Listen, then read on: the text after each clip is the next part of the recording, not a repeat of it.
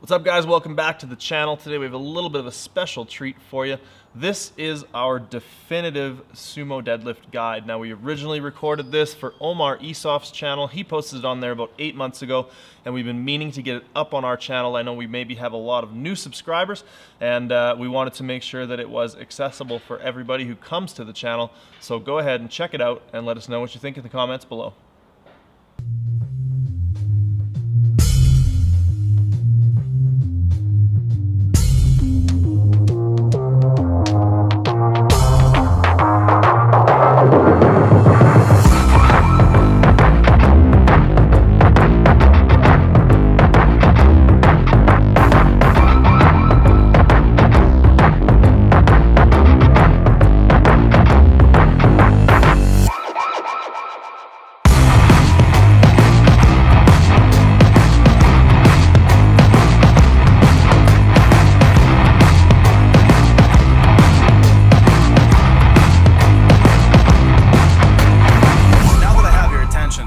To teach each and every one of you to the best of my ability about the sumo deadlift and what I hope is going to be the most thorough and comprehensive guide out there on the tubes.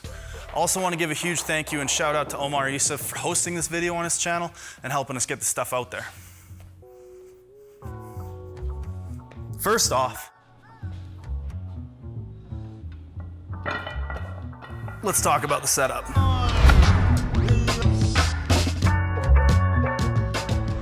In the setup, there's going to be 4 main components you're going to want to take into consideration every time you approach the bar. Number 1 is going to be your stance width. Number 2, your toe angle. Number 3 is how wide you grip the barbell. And number 4 is going to be the height of your hips. So when deciding your stance width, for most people, I would start off shins in line with the rings on the barbell. For some people, this is going to be a little bit wide, for some a little bit narrow. But the biggest thing that you can do to help yourself find the stance width is to film your lift from the front and look for stacked joints. We want to see the ankles right below the knees when you pull yourself into position. When trying to set the angle of your toes with your sumo deadlift, we generally want to see the toes in the same angle as the knees. So if your toes are pointed out really far, we're going to have to be able to externally rotate to match that same angle from the knees. Another thing to keep in mind with your toe angle is going to be that there's a bit of a balance trade-off. The more you toe out, the less balance you have forwards and backwards. When deciding how wide to grip the bar, be conscious of the fact that the wider you grip, the easier it's going to be to set your back, but also what goes hand in hand with that is going to be dragging your hands over your quads on the way up and an increased range of motion. With a narrower grip, you're going to trim that range of motion a little bit, and you're probably not going to run into the issue of running your hands across your quads, but it may be tougher for you to get your back set and your lats engaged in your deadlift. The last and trickiest component of the setup is going to be finding your ideal hip height. Now, this one's tricky because it requires you to learn how to pull into tension and pull the slack out of the bar properly, but here's a couple of tricks you can use to try and set yourself up at the right hip height. One thing to look out for from a side angle is to try and keep your shins mostly vertical. If your shins are too far forward and your knees are too far in front of the barbell, that can result in a little bit too much of a squat pattern and a loss of power from the posterior chain. Another thing we want to see from the side angle when you're at your ideal hip height is going to be your shoulders set directly above the bar. Now that we've got the basics of the setup down, I want to talk a little bit about exactly how you're going to grip the bar. The best deadlift setup in the world isn't going to do you any good if you can't hold on to the bar. And the 2 main ways we do that are the mixed grip and the double overhand hook grip. A couple of the benefits to mixed grip are that number 1, it's easy to learn. You simply put one hand over and one hand under, and away you go. Another thing is that it's not that painful when compared to something like the hook grip. The last thing is that it is quite strong. I was able to deadlift quite a bit this way without any issue. Some of the downsides are going to be what's called the windmill effect. So because you have one hand over and one hand under, the bar spins ever so slightly as you lock out. The other big issue with mixed grip, and the reason I no longer do it, is what I lovingly call quad finger. Now, this has happened to me a number of times in competition. It robbed me of my first 2 or 3 800+ pound deadlifts, and it's simply when your hands lock out directly over your quads and your quads open your hands up as you do so. The other increasingly popular way people grip the bar during a sumo deadlift is going to be the double overhand hook grip. Now basically all you're doing is you're stuffing your thumb under the bar, grabbing on over top of the thumb, and using the thumb as a wedge to keep the bar from rolling anywhere. With hook grip, the potential downsides are that it hurts and it's tough to master. It takes most lifters a while to be able to use it successfully with max loads. The upsides though are that you get no quad finger and no windmill when you're locking out. The bar stays the same distance from each thigh on both sides. Next up, a huge, important part of a great sumo deadlift is gonna be bracing your trunk properly.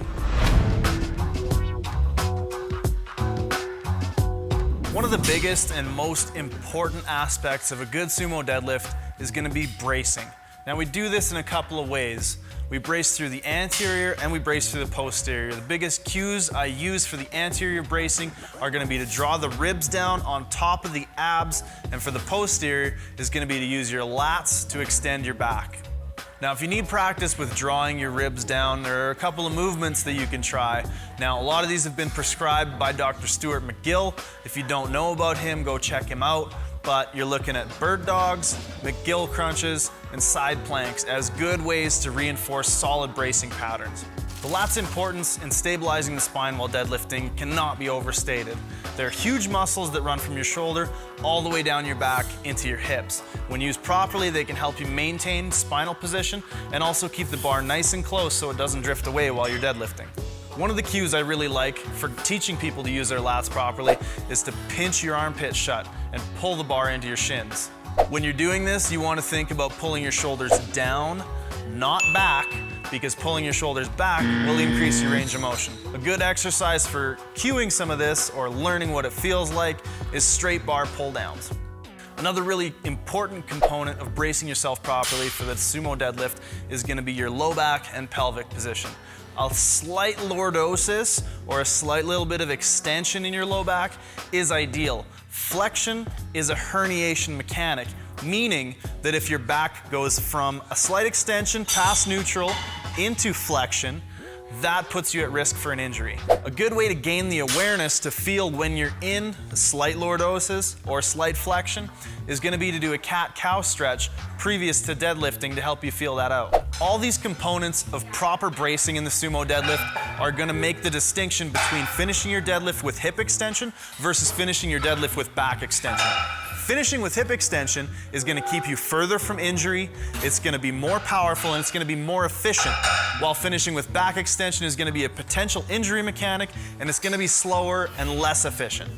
I also want to take a second to talk about the difference between being able to get into position and losing it versus not being able to get into position at all. If you can get into the position, but you lose it, you need to start treating your flat back deadlift as a different movement and count any rep where you lose position a missed rep. On the other hand, if you can't get into position, then you need to look at things like the cat-cow stretch and just practicing your setup so you can get into a better, more efficient deadlifting position. Next, we're gonna start getting down to the nitty-gritty, and we're gonna talk about how to pull the slack out of the bar.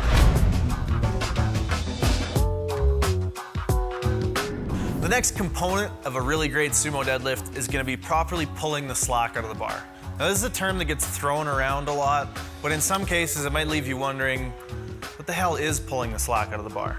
Pulling the slack out of the bar effectively is going to involve using your upper back and your lats to properly counterweight yourself against the bar to get that feeling of full body tension that in most cases, if the weight's light enough, is actually going to make the bar float.